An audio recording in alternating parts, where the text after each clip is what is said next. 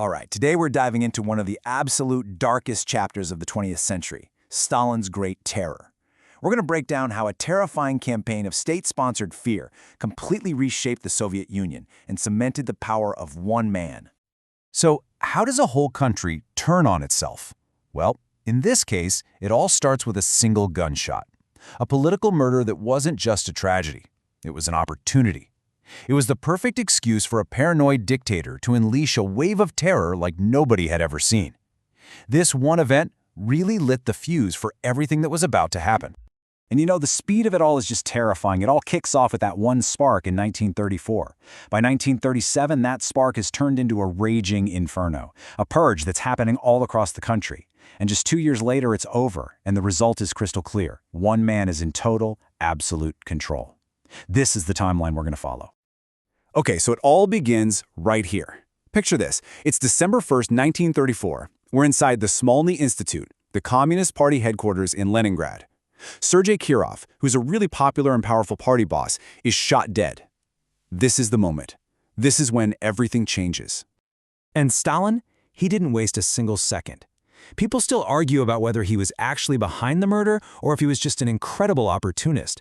But either way, he did not let this crisis go to waste. He immediately told everyone that Kirov's death wasn't just some random act. Oh no, it was the first shot in a war started by a huge secret conspiracy against the Soviet Union itself. And with that story in place, he moved incredibly fast. These new laws, the Kirov decrees, basically tore up the entire justice system. I mean, think about it. Suddenly, suspects could be put on trial with no real defense, no chance to appeal, and the sentences, including execution, were carried out right away. The legal machine for the terror was built in just a matter of hours. So with the legal tools ready to go, the purge begins. But it doesn't start with just any old citizen. The very first targets were much, much closer to home. They were Stalin's own comrades, his old rivals from right inside the Communist Party. First, you have to understand the main instrument of all this terror, the NKVD. This wasn't just some regular police force. This was the state security agency, basically Stalin's personal weapon for getting whatever he wanted through arrests, torture, and executions. The NKVD was the engine that made the whole purge run. And the NKVD's most public weapon? That would be the show trial. Now, these had nothing to do with justice. They were pure propaganda theater. High-ranking officials were forced, often through torture, to get up in public and confess to these wild, impossible crimes. The whole point was to prove to the public that enemies were everywhere and that Stalin was the only one who could protect them. So who's first up against the wall in these show trials?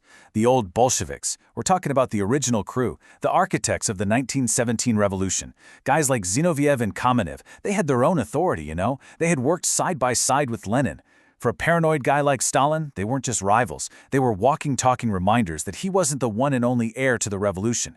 So they had to go. But what started as a purge of the party's top brass was about to explode.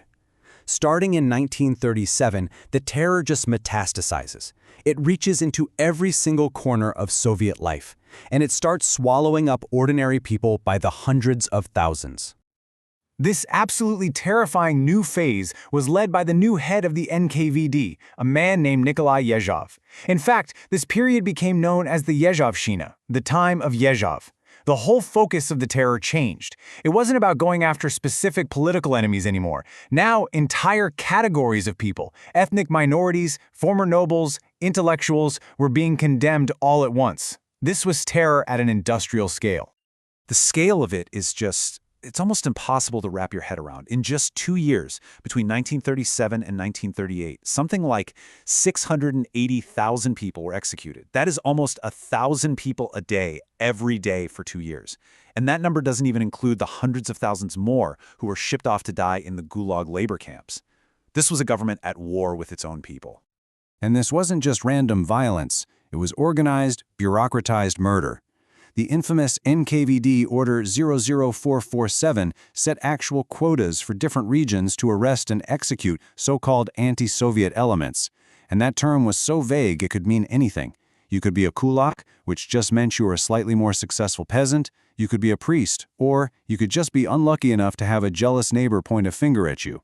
A single whispered accusation was all it took to get you arrested, and an arrest was basically a death sentence. The paranoia was just off the charts. Absolutely no one was safe, not even the Red Army, the very institution that was supposed to protect the nation from outside enemies. In a move that is just mind-boggling, Stalin turned on his own military leadership. Marshal Tukhachevsky, who was a genius military strategist, along with thousands of other senior officers, were arrested and executed on completely made-up charges. Stalin literally decapitated his own army. It was an incredible act of self-sabotage that would leave the Soviet Union terrifyingly vulnerable just a few years later when Hitler came knocking. Okay, now here is where things get really, really weird. Right in the middle of all this bloodshed as the show trials are going on and the NKVD is arresting people left and right, Stalin introduces a new constitution. And he didn't just introduce it. He got up and called it the most democratic constitution in the world. He said it was a shining example of freedom and human rights for the whole world to see. It was an unbelievable piece of political theater. And right here, this is the chilling contradiction of Stalin's rule. The 1936 Constitution, on paper, promised everything you could want. Freedom of speech, freedom of assembly, secret ballots. It was a beautiful work of fiction. Because in reality, at the exact same time the government was promising these freedoms, the NKVD was dragging people out of their beds in the middle of the night. The words promised democracy, the reality delivered absolute terror. So, by the end of 1938, the most intense, frenzied part of the terror, the Yezhovshchina, it starts to wind down. But make no mistake, its job was done. The Soviet Union had been changed forever, in the most brutal way imaginable. And what happened to Yezhov, the bloody dwarf who ran the whole thing? Well, in a classic, dark twist of fate, the system ate its own. He was arrested and executed too.